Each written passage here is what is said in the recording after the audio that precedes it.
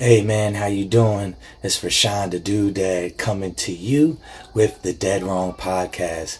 Oh yeah, the Doodad with some unsolicited opinions about sports and a lot of other things that we'll cover, we'll review. But of course, the most important thing right here and right now this season is football. Why? Because baseball is no more in the Philadelphia tri-state area because the Phillies lost again, eliminated again by a wild card team again. Hundreds of millions of dollars spent on that team to lose again, underperforming, underachieving. And so a red October turned into a green October real fast. But anyway, yeah man, honestly, what can we say but very elated, thankful to be able to produce a podcast and just speak my piece and put out how I feel and give it to the people. I'm an unbiased but biased 49ers fan, hometowner, so I do root for the Eagles, but if they play against the 49ers, I root for the 49ers, I root for the 76ers, and yeah, that's it. Just covering bases on all that and just things that I feel that are important for me and important for us and those people out here that want to listen. So anyone who does tune in, I appreciate you and I hope that you follow the journey. But now it is important to know that right now football is the most important thing that anybody could be talking about with regards to sports. And yesterday, man, there were some really good matchups. My matchup and pretty much everyone else's matchup, based off of the flexing of the game versus the Chicago Bears versus the Washington Redskins or Washington Commanders. I'm sorry. My bad. I don't want to get censored or anything like that. But yeah, the Washington Commanders, man, where that kid, Jaden Daniels, man, he's absolutely a stud. He can run, he can put the ball where it needs to be, man, and he's taking a franchise who hasn't really meant anything to anyone since the RG3 days, and he's putting them at the forefront of the NFC East, and he was going against, of course, the number one pick in Caleb Williams and the Chicago Bears, who they seem to be turning a corner after starting a little abysmal, but without a doubt, that matchup was amazing, and it's unfortunate that Jaden Daniels played an amazing game, even though he had those bruised ribs. And every time they seemed to get into the red zone, they just couldn't convert. And so they make all of those trips to the red zone, and they only convert with field goals. And you know, I know, we know, you cannot win football games in this league with just simply kicking field goals. And so if you look at his stats, it was about 24 for 43, 343 yards, and no touchdowns up until the end, which I feel was the end of the game was amazing. And any time that you have a game on the line with seconds to go, you getting all that you paid for in the league, whether it be the NFL, NHL, MLB, or the NBA. If it comes down to those last couple of seconds for the game to be over and it's clutch, man, you're getting your money's worth. Unfortunately, Bears cornerback Tyreek Stevenson, or defensive back Tyreek Stevenson, he was seen taunting the fans in Maryland, the Washington Commander fans, taunting them while the ball was being hiked. He wasn't even paying attention to the play, which was a disservice to his team. And instead of being locked in and loaded, where you pretty much would have been upsetting the home team, you're taunting the fans. And I mean, I don't know what your coach would do, but if I'm the coach, the first thing that I'm going to do is say the play before that, I let y'all down and I didn't call a better defensive play and told y'all to get up on them, so they didn't even have the ability to attempt the Hail Mary. But that last play, when you're not focused, when you're not doing what you're supposed to do, when you're not checking all the boxes, crossing the T's, dotting the I's, this is the type of stuff that can possibly happen. You are professionals. You need to be professional when you're at work. This is like any other job. You do your job up until you punch out. And in that league, punching out is when there are zeros on the clock. And so, I mean, it was an amazing Hail Mary. I really don't know how Jaden Daniels could even muster up the energy or the strength and tolerate that pain when he has rib issues right now. But man, he played an amazing game. Caleb Williams played an amazing game. I think that was really the first time that I actually had a chance to see him play while he's in the NFL and really watch the game from beginning to end. And I was actually amazed. I don't want to say amazed. I think that's a improper word. I was impressed with his scrambling abilities because he's just such a good pocket passer and has such a good pocket presence that he really doesn't, I would say, need to run. And but they played good. The Chicago Bears defense, they were letting some plays go, but every time they got in the red zone, they held the Washington Redskins, or oh my God, the Washington Commanders to 3 points, which, I mean, what can you say if your defense is holding such a high-powered offense to 3 points when they were up in almost the 400s of total yards? Yet they still were only getting field goals. That's a victory, a small victory in the game. But, I mean, what can we say? Like I said, man, that was the game of the day, the game of the evening, the game of the night, the game of the early afternoon. And it was amazing to see these two young up-and-coming quarterbacks, pick number 1 and pick number 2 of the 2024 draft, going up against each other. But in other news, of course, I'm elated that... Hold on now.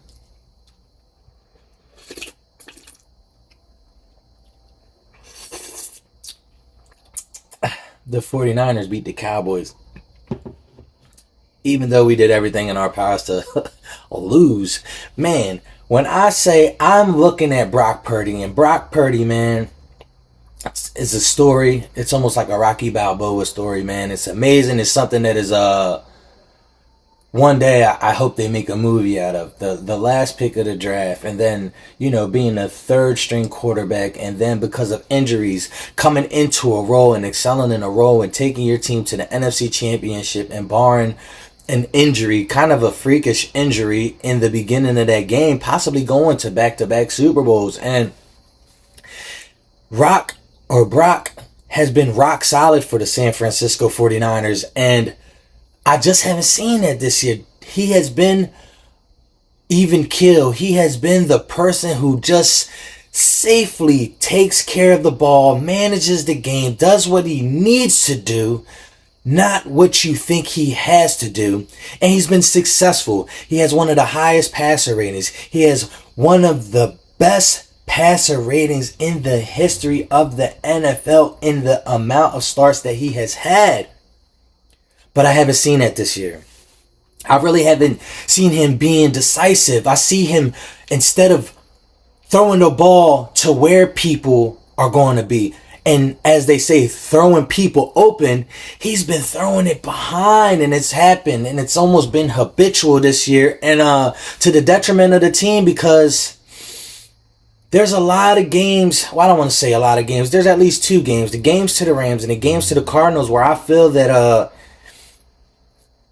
he lost the game for us. Him and Coach Kyle Shanahan, they have lost the game for us a couple of times, and instead of Kyle Shanahan trying to play to win, he's playing to not lose. Instead of ripping somebody's heart out when you're already up 10, 15 points, ripping their heart out, throwing it on the ground and stomping on it, he wants to get cute.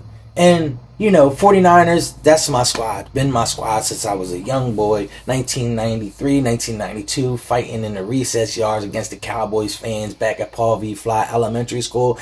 That I've been around for that. So when I see what Kyle Shanahan has built after the years of purgatory, where we were abysmal, when we were a joke in my eyes, for the faithful who stayed, when we see Kyle Shanahan playing a brand of football, and it is his calling card, and then all of a sudden you get Brock Purdy, and instead of running the ball, pounding the ball, keeping the ball out of everybody's hands, you're starting to get cute, and now you're just like, oh, I'm going to throw it, I'm going to throw it, I'm going to throw it, I'm going to throw it, I'm going to throw it. You're throwing it 200 times when you know what the formula for your success, the formula for success in the NFL, and my belief, is to run the ball.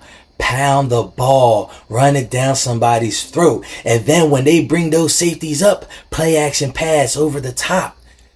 Our team for the last 3 years, meaning the San Francisco 49ers, have been at the top of the league for yards after catch. I think we're like 24th. That's a joke. Instead of us running the ball like we do. It's been crazy. Pass. Kyle, let me tell you, as a 49ers fan faithful, we want you to go back to your identity. Everybody else in the league that's in a copycat league, you know what they're doing, that are successful? They're running that stretch offense. They're running that bootleg play action pass. And they're being successful with it. And you know what you've done? You went away from it. Reel it back in. Okay, Christian McCaffrey's hurt. Okay, everybody under the sun is hurt for the San Francisco 49ers. But you got to find a way. Play within yourself. The defense really hasn't played up unto our standards, should I say. But they've been holding it down. When you hold the Kansas City Chiefs to 17, 19 yards, you're supposed to win. Just like in the Super Bowl last year, you hold them to 17, 19 points. You're supposed to win. But the offense has to do their part. When the offense can put together long drives so that the defense could get rest, they're better. They're more equipped. They're running all around, getting to the ball, punching the ball out. But when they are out on that field, 3/4 of the time, the entire game, I don't care who you are, your endurance is going to diminish. And that's what I've seen from the San Francisco 49ers. But last night, we looked terrible in the first half. Terrible. And I don't know if it's a conspiracy against the San Francisco 49ers and they want a more beloved story like the Detroit Lions to try to usher them to the Super Bowl. But what do the refs have against us?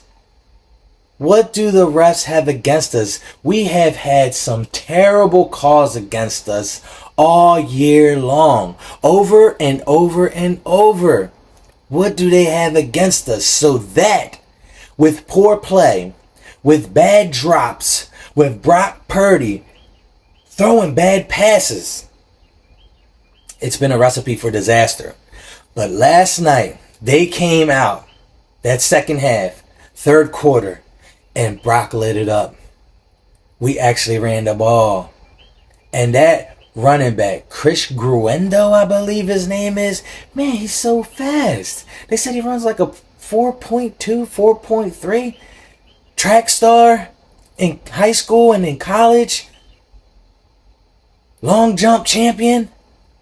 Let's run that ball. That's what we do. And you know what? They look good. They dropped 24 points in the third quarter, I believe. And then what happened? Foot off the gas. Foot off the gas, Kyle Shanahan.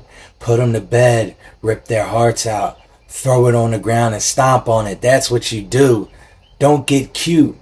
You've done it when you were in the Super Bowl against or with the Atlanta Falcons and you were up 28 something to the Patriots and you still lost. That comes from not having that Mamba mentality, that Jordan mentality, that killer instinct. That's what you need from the top to the bottom. But the defense came up. They made some stops. Dak Prescott. I don't know what really has happened to Dak Prescott, man. And I will be honest with you, I personally have said out of my own mouth that Dak Prescott and that 49ers offense, I believe, will bring multiple Super Bowls in that offense. Kyle Shanahan. Because he is a good game manager when you are trying to play within him. But I feel like everything is on him. And Mike McCarthy's a freaking joke. He basically got Kellen Moore fired. Talk about he passed the ball too much. And then when I call plays, we're going to run the ball more. And it's been nothing but the same. Last year and this year, they're passing more than they're running. But Dak has done a disservice to this team. Interception after interception. I don't care who you are. throwing 3 interceptions in a game, it's going to be hard to overcome, without a doubt. So, yeah, they had me stressed out up until the end, but I was just glad that the 49ers, they got the win. And what else could I ask for, man? You beat the Cowboys. Because you can't lose to the Cowboys, especially here on the East Coast. I don't care what team you are or anywhere in America, man. You lose to the Cowboys, you already know how those fans are, man. They will freaking kill you on the internet, in person, at Wawa, no matter where they see you. You could be picking up your freaking kid from school. You know a Dallas Cowboy fan and your team lost to them, man. They're going to give you the business. They're going to give you the blues and make you feel this big. So, yeah, shout out that we actually beat them. It was a nail biter, but what can you do? A win is a win. So I really felt like if we were to lose yesterday, that probably would have been our season, because you figure we go to what? 3-5. Cardinals are playing all right. We already lost to them. We lost to the Rams. We did beat the Seahawks, but right now everybody is 4-4. Everybody's 4-4. But that leaves you, I'm sorry, the Cardinals, the Rams, and the 49ers are 4-4. And I mean, the Rams, and the Seahawks are 4-4. The Rams are 3-4 right now. So, leaves Cardinals at the top of the NFC West standings, man. And, we just got to take care of business, because this year with the football, man, the NFC North is so hard. They're so good. They're so competitive. You have the Detroit Lions. They're blowing teams out with college numbers. Like 52-17, 47-13, crazy numbers. They are looking like a juggernaut. A juggernaut. So you figure the NFC North has the juggernaut of the Detroit Lions. Then they have the Green Bay Packers with Jordan Love, and they've been tearing it up. And then you got the Minnesota Vikings with their defense, and they make Sam Darnold look like freaking Steve Young or Joe Montana right now. Their defense, called by Brian Flores, they're destroying people. Even though they had back-to-back losses, that defense has been on a tear this entire year. They have been destroying teams. And I feel like that's a testament to what my belief is that sometimes you are a good coordinator, but you're not carved out to be a head coach. When he was the head coach at the Miami Dolphins, they were pretty bad. And I know they had some, he had some issues, or he felt that they were trying to usher him to lose in order to get high draft picks. And even, as he alleged, they were trying to offer him compensation to lose. So, I mean, that's none of my business. Point being is that as a defensive coordinator, he is elite. He is amazing. He's playing within himself. He's letting his focus be on his defense, and they're tearing it up. He's got the personnel. He's got the scheme. He's got the mind. And the Minnesota Vikings have been reaping the benefits of having such a good and creative defensive mind. So yeah, the NFC North, man, they may possibly have 3 teams, if not all 4 teams, in the playoffs. So for a team like the 49ers, a team like the Eagles, a team that is on the cusp of being a wild card team, you either have to win your division or you will be sitting at home. Because I'm telling you, my prediction is that the NFC North at minimum will have 3 of its 4 teams in the playoffs. They're all playing that good. Barring some freak accidents or injuries or just blowing the rest of the season, I think that they'll have at minimum 3 teams. So that means that they'll have the Detroit Lions more than likely as the one that takes the NFC North. And then possibly the Minnesota Vikings and the Green Bay Packers as the wild cards. So if you're not winning your division, you may be home doing nothing but watching the playoffs with me. So you know what I mean? Yeah, that's how I feel about that situation.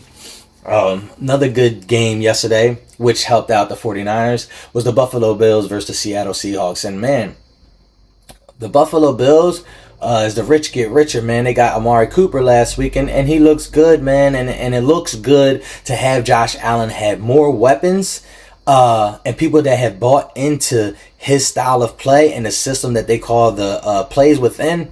And they've been running the ball more, which helps Josh Allen. He doesn't have to be Superman all the time. And he's playing within himself and playing within the scheme. And they're excelling. The Seattle Seahawks, they look good at times, but I don't really know who they are. Geno Smith has been balling out. Geno Smith has been balling out, man. And really happy for him as an individual that he has been able to get his career back on track. And, you know, sometimes it's just the opportunity. The opportunity and the place that you go, man. And he was coming from the bum of the New York Jets.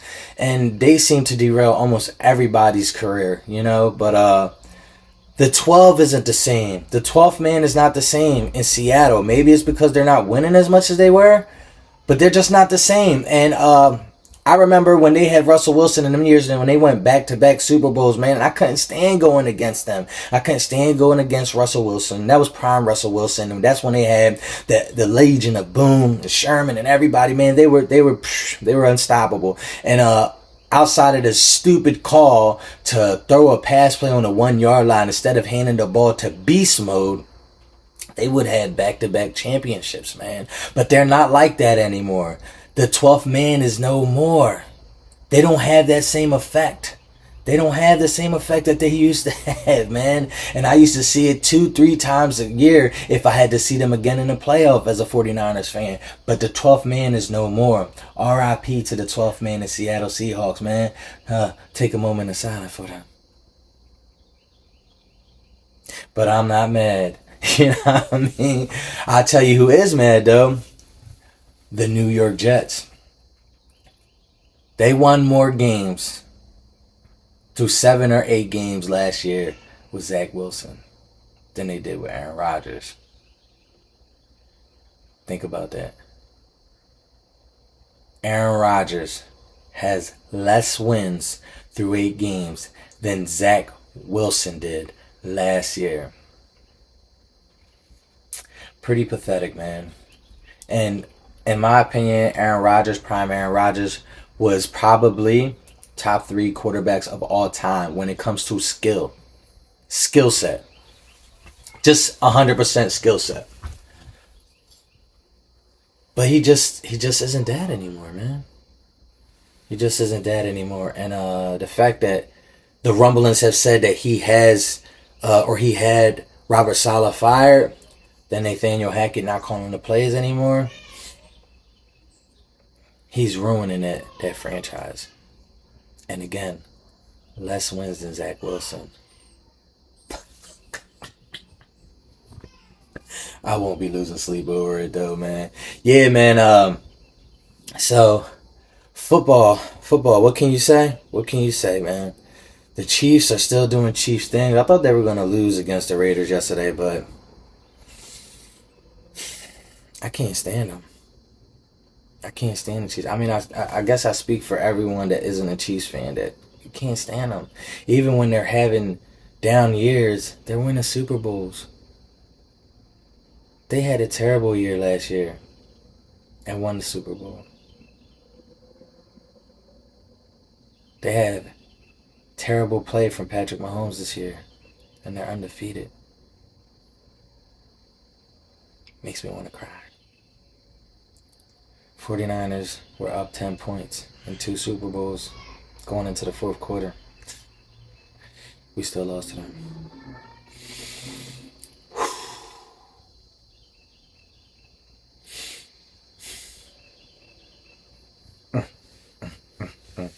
But how about the Ravens taking that loss yesterday, man? I think that was probably the most surprising loss that I saw yesterday because, I mean, they have Lamar Jackson, they have Derrick Henry, but without Deshaun Watson, the Browns look good. One thing I will say about Jameis Winston, man, he will rally the troops. He's that type of hype man. He will sling the ball. And they had about 47 attempts from him, pass attempts. But he was slinging it. Now, with the body of work that I've seen from last year to this year, I 100% think that Deshaun Watson is the problem. Why do I say that? How come when Deshaun Watson goes out last year with a shoulder injury, Joe Flacco just walks in off of the couch, makes it to the playoffs? They've been stinking it up all year. Jameis Winston comes in, Deshaun Watson out. They beat the Ravens. There was aspirations for the Browns when they got rid of Baker Mayfield, brought in Deshaun Watson, that they were going to be a Super Bowl contender, and they have been everything but a Super Bowl contender when Deshaun Watson is under center or in shotgun and he's playing.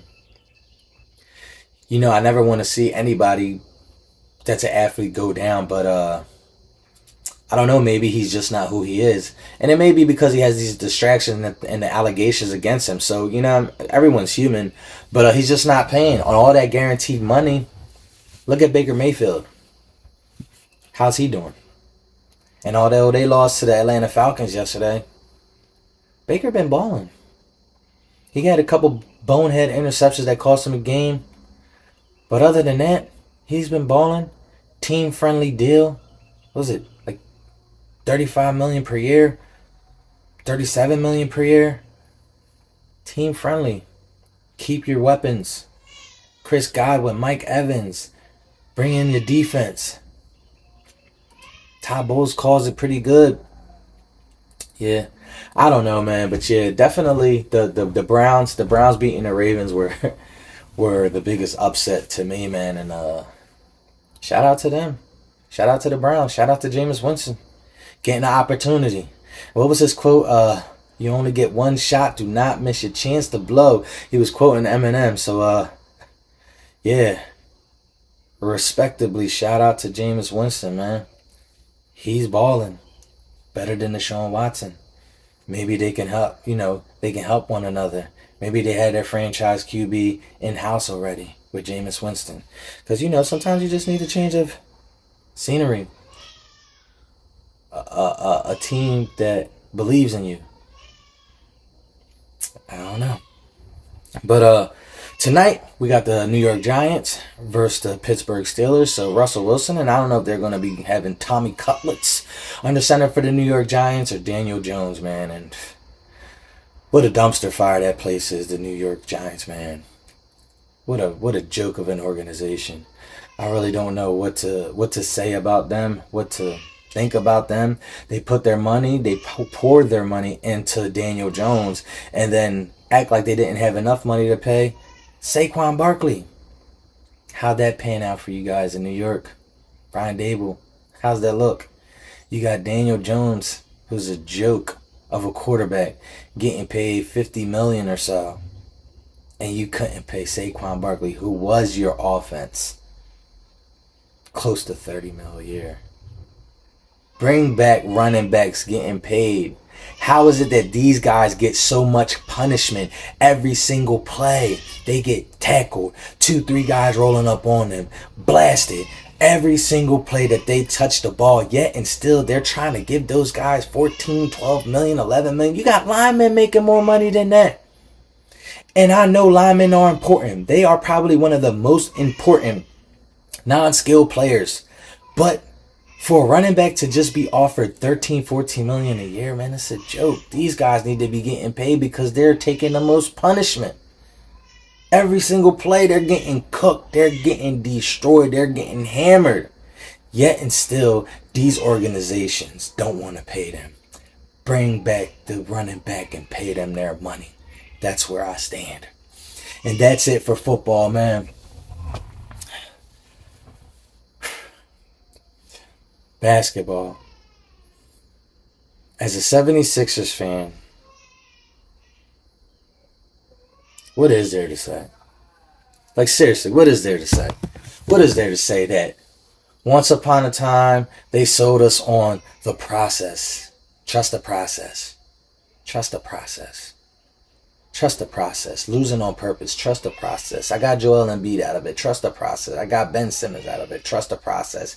And then when they started winning some games, they jacked up the prices for their season pass holders like 125%. And then they called it the moment. And what happened? They picked Markelle Fultz, and that was supposed to solidify the end of the process and to begin the moment. And what happened? He didn't pan out. Could you believe that they picked Markelle Fultz over Jason Tatum?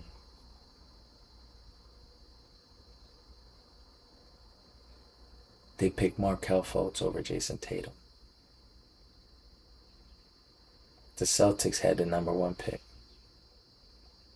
Flipped it to the Sixers. And they picked Markelle Fultz. Where's Markelle now? Is he like a second stringer or something now? Look at Jason Tatum. All-star. Team USA guy. NBA champion. What about the Sixers? Markelle Fultz was the first chip to fall. Then Ben Simmons turned into a little wuss after, instead of him slam dunking the ball against the Atlanta Falcons with like 7 seconds to go, he decided to freaking pass it. And that was the beginning of the end, because he wasn't man enough to be able to take scrutiny from the people that pay money to see him the ball out. With the guy who is more concerned with how he looks on the sidelines than practicing the jump shot when he's getting paid hundreds of millions of dollars. This is your profession. This is your profession. What a freaking loser and a joke of a basketball player. But then the last couple of years, Joel Embiid has been good and he's done what he can. But what are we paying for? What are we paying for? This dude straight up came on media day and said, yeah, I'm probably not going to be playing back-to-backs. If I don't feel good, I'm not going. And although the NBA season is a long season, come on, man. These people are paying buku bucks for you to play. Your tickets are sky high. You just got a 3-year extension for like $100 and something million, like 180. Bro, that's like 60 mil a year. And you like, yo, listen, man, I'm gonna pay like 30, 40 games. If that.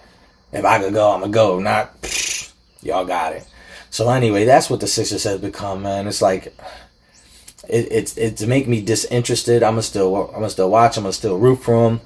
Although Tyrese Maxey is an up and coming star, I believe, and can be a star, he's not that yet. I mean, you've seen in the first couple of games where he had to shoulder everything. I mean, he was like 8 for 24. Not saying he's always going to be like that, because he be balling. But at the same time, it's like he's not made to be the only person on the team. And I see him dribble a couple possessions out, probably like 22 seconds. Like, you got to trust your teammates. You got to play within yourself. You got to play your game. And all of these acquisitions before the year, I was like, man, this team looks amazing, especially with Paul George and Joel Embiid. Man, this is going to be amazing. And first week, I understand why Paul George is out. He hyperextended his knee. But Embiid's out just because. So, man. Shout out to LeBron, the LA Lakers, him and his son making history, man. That's awesome. Man, wish nothing but the best for the young man. The league is a hard place to play, so I don't know if he's if he should be coming in off the bench before some of these guys like Cam Reddish, Max Christie, and a lot of these other guys. But and I ain't the coach. It is what it is. It was an amazing thing for history. I would have loved to play a game or whatever, business or something that I do with my children, you know what I mean? And he take over the reins. It's an amazing thing. But yeah, so far so good with this. The NBA season has been interesting. The OKC Thunder, they look amazing. I really don't know what I think of the Phoenix Suns. I really believe they should have kept Mikal Bridges and Cam Johnson. That's my personal opinion. Of course, if you could get KD, you do it. But I just feel like they gave up too much to get him, and now they're strapped with cash, and they can't really bring in the type of pieces that they had on the team already because they're paying KD and they're paying Bradley Beal. So, what I mean? That's that. Denver Nuggets, they kind of stink right now. You know what I mean? They kind of stink right now. So, yeah. I really don't know who I see coming out of the East, but the Boston Celtics, and out of the West, that's always a zoo. Like last year, from 1 to like 4 or 5 was the difference of like 1 or 2 wins. So that's how the West was last year, and I envision it being the same, man. But that's enough for me, man. This is Rashawn the Dude Dad with episode 1 of the Deadrong podcast, man. Appreciate y'all staying. Have a good one.